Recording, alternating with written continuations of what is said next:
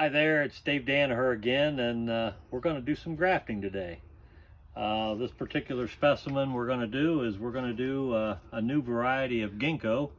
I don't name these things, but this one's called Fabulous Underwear. So we're going to it's new for us, and this is our understock. It's a little bit oversized, but the first thing we're going to do is remove some of that apical dominance. What we don't want to do is have this tree growing real fast. We want to destroy that. So we're going to make a nice cut with our razor blade knife. I'm going to make a nice sweeping cut down at the base. It's going to be rather shallow because that's what we need. We need a nice shallow cut. We're also going to have a lot of surface area with that cut. Now we're going to take the scionwood and we're going to make a nice sweeping cut with the scionwood, and that's our bottom cut. And then we're going to do the top cut, which is going to be about a third of that. And what we want to do is maximize the amount of surface area, and that should slide right in, which it does. And then we're going to take a grafting rubber, and we're going to start at the base and make a simple knot. That simple knot is going to allow us to have a little tab that we're going to come back to. See that little tab right there? That we're going to come back to that. We're going to need that. So first things first, let's secure that understock, but let's put that sign piece right where we want it. He's lined up very nicely, and then we're going to stretch that rubber band and keep it nice and flat. And we're going to secure that piece of scionwood. We're going to be just slightly below that flap, because if we don't, it'll come apart. We want to be close, but not on top of it.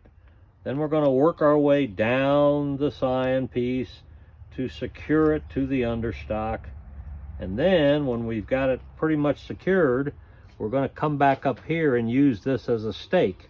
So we're going to keep that rubber band real flat. We're going to come back up, and then we're going to do like maybe 2 turns there. Now, do you see where my buds are still exposed? 1, 2, 3.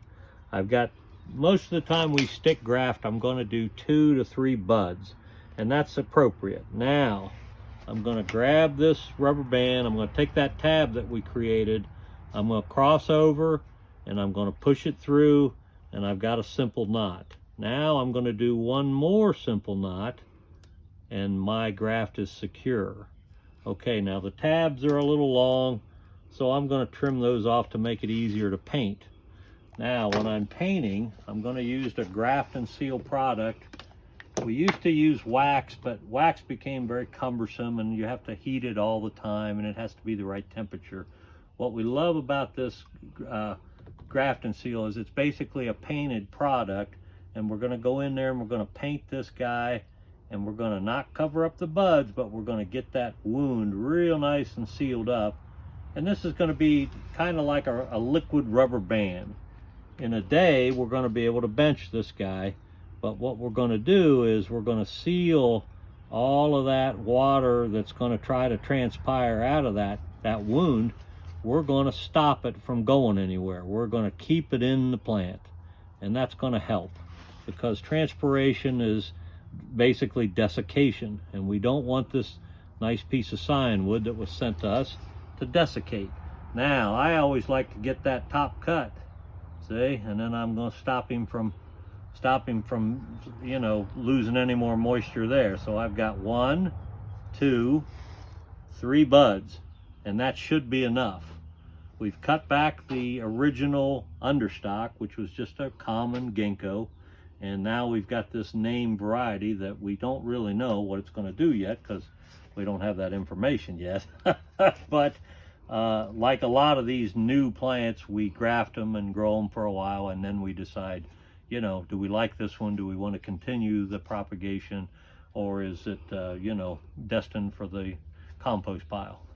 So there's some awfully good cultivars out there, and we're working on a lot of different ginkgos nowadays. Ginkgos and dawn redwoods are a real real hot item. A lot of people are looking at them. So there we go. There's our ginkgo. Thank you much.